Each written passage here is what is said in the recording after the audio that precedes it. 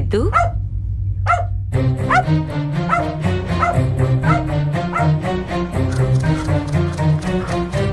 బన్నీ బన్నీ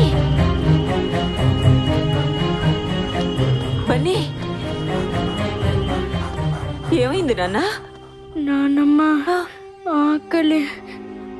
అయ్యో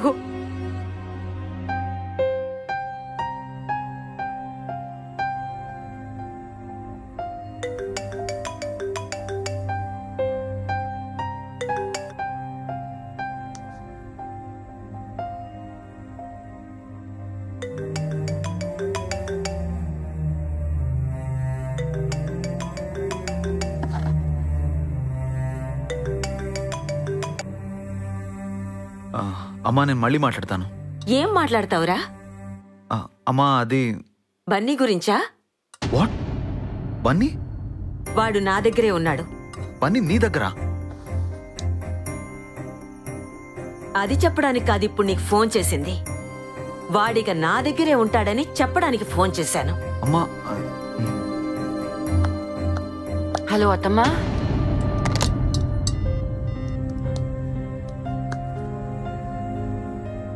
పూజ ఏమంది?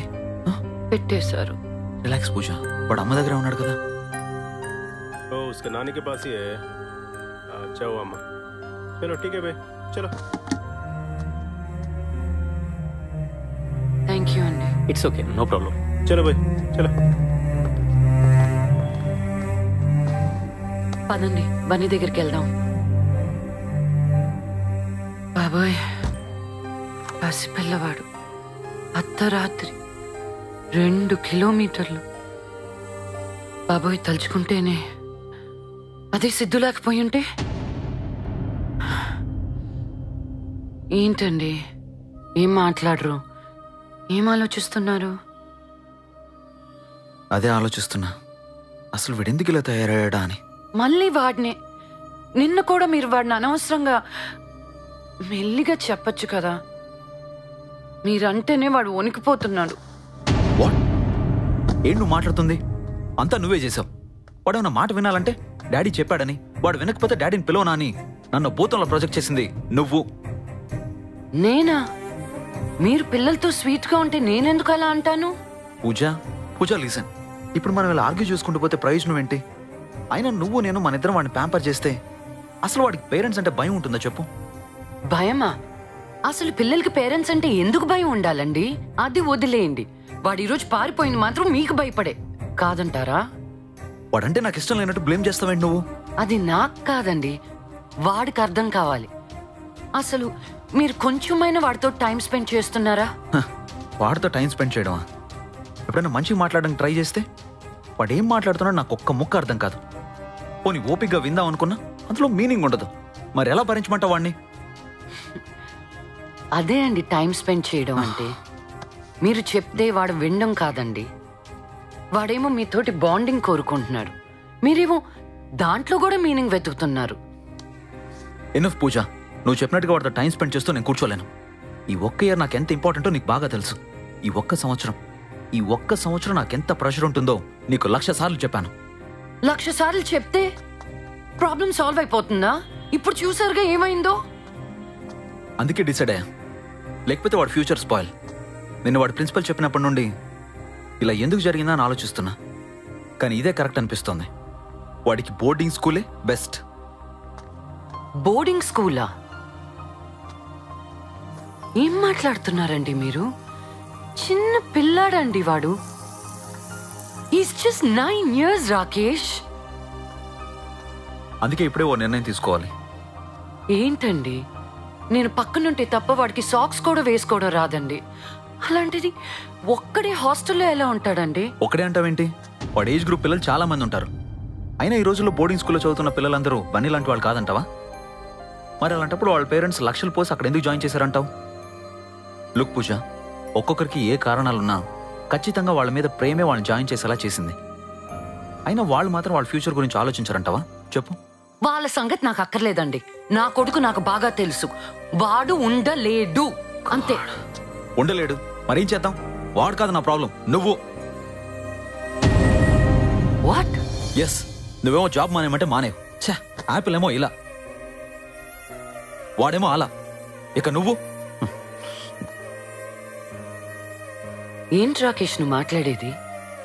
మనం ఎలాంటి పొజిషన్లో ఉన్నప్పుడు అంకుల్ మనకి జాబ్ ఇచ్చారో తెలుసు కదా.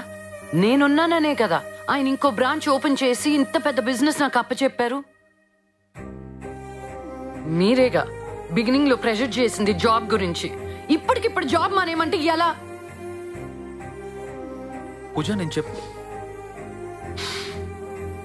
దీని గురించి మనం చాలా సార్లు మాట్లాడుకున్నాం. ఇప్పుడు నా సంగతి పక్కన పెట్టండి. మీ మమ్మీని మీరు ఎలా కన్విన్స్ చేస్తారో అది ఆలోచించండి.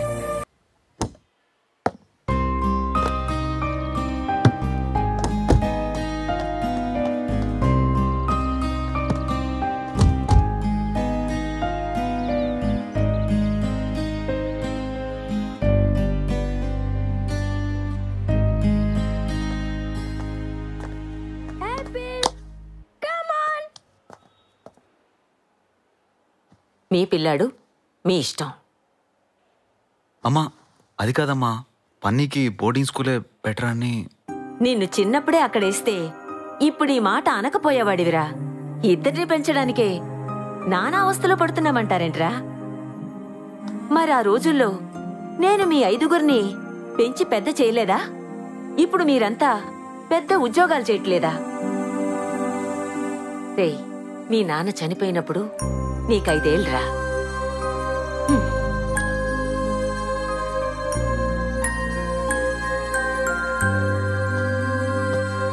అక్క నువ్వు చూస్తున్నావుగా, నిన్న రాత్రి మేము ఇంట్లో ఉండగానే వాడు ఏం చేశాడో.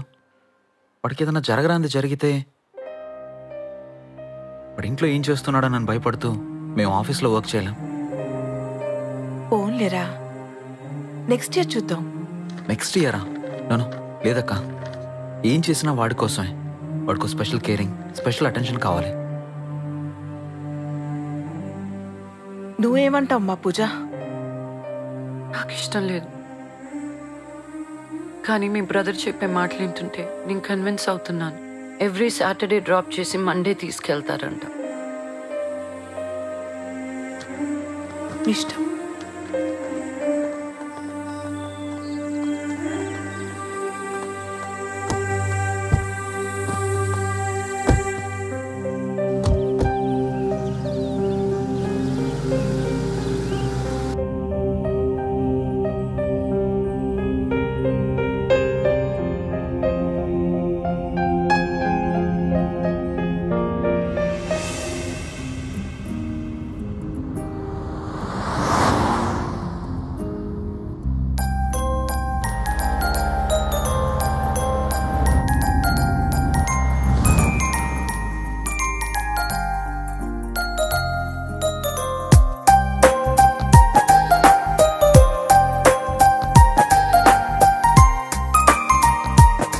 మేడం, మీరేమన్నా మాట్లాడాలనుకుంటే ఇక్కడే మాట్లాడండి.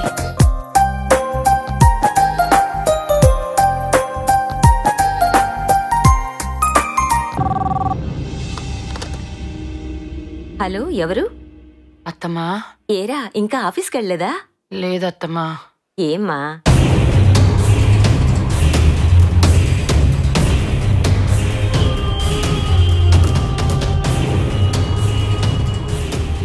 నువ్వేం వర్రీ అవ్వకు, నేను వస్తున్నాను.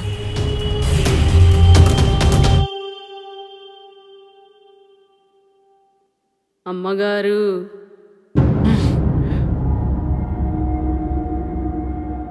దియా అంటే ఎవరో గుర్తుందా అమ్మగారు?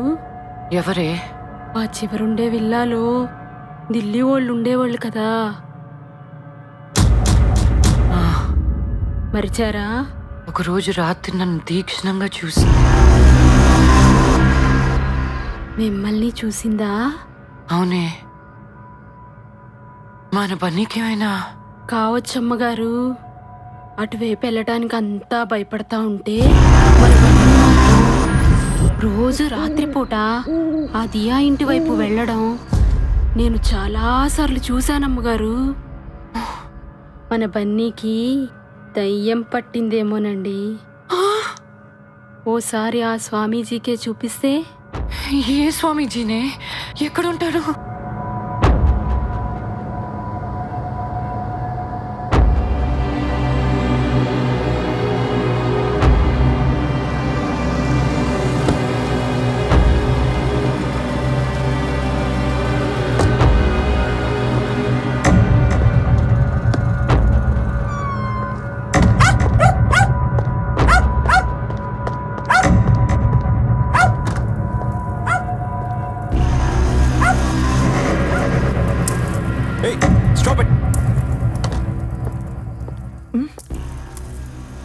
What's happening?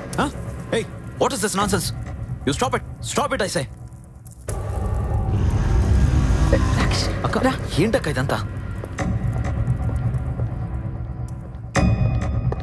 What is this disturbance? డిస్టర్బా? నేనా? కమాన్ అక్క, ఇంత చదువుకొని యూనివర్సిటీలో ప్రొఫెసర్గా చేస్తూ ఐ కాంట్ బిలీవ్ దిస్. నా గురించి, నా చదువు గురించి పక్కన పెట్టు. నీ చదువు, నీ తెలివితేటలు ఏవే? అవునరా, అమ్మకి ఇది రైట్ అనిపించింది. మరి నీకు? స్కూల్లో, హాస్టల్లో ఒక రకంగా బిహేవ్ చేయడం, ఇంట్లోంచి పారిపోవడం, అర్ధరాత్రి లేసి అరవడం, ఇంత జరిగినా నీకేం పట్టట్లేదా? సరే, అయితే ఏమంటారు? వాడికి దెయ్యం పట్టిందని క్షుద్రపూజలు చేస్తున్నారా? ఇలా చేస్తే మన చుట్టుపక్కల వాళ్ళు ఏమనుకుంటారు? వాడికి ఏదో అయ్యిందని మనమే పబ్లిసిటీ చేసుకుంటున్నాం. ఓకే సరే, ఇది మూఢనమ్మకమే అనుకో. ఇప్పుడు నువ్వేం చేస్తావు? వాడిని హాస్పిటల్లో చూపిస్తావా లేదా? సరే, ముందు వాడిని బయటికి పంపించేసండి. బన్నీని రేపు పొద్దున్న నేనే మంచి డాక్టర్ దగ్గర తీసుకెళ్తాను. That guy has to be out now. Please. Okay, Do it now. Do it. Just relax.